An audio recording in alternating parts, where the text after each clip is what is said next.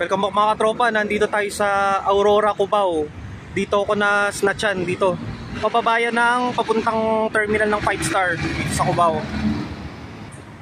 As you can see, mayroong mga nakatayong mga babae doon. Yung di naman nating mapagkakaila dahil mga nagbebenta ng aliw yan, yung mga babae na yan.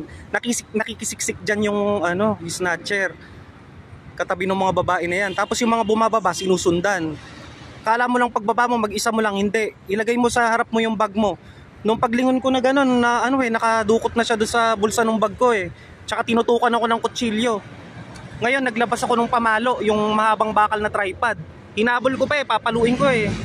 So sobrang inis ko. Kilala na dito yung snatcher na boy, sunog daw ang pangalan. More than 10 times na nakulong. At nakakalaya kasi nga daw yung mga complainant daw hindi na uma-attend ng hearing, kaya nakakalaya pa rin. Ngayon mga pinaghahanap-hanap nila.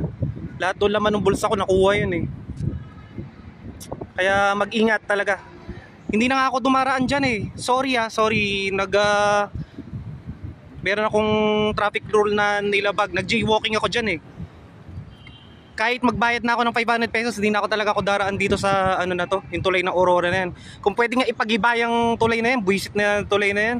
Diyan ang tampulan ng mga mga nagbebenta ng aliw, tapos meron yung mga yung mga snatcher.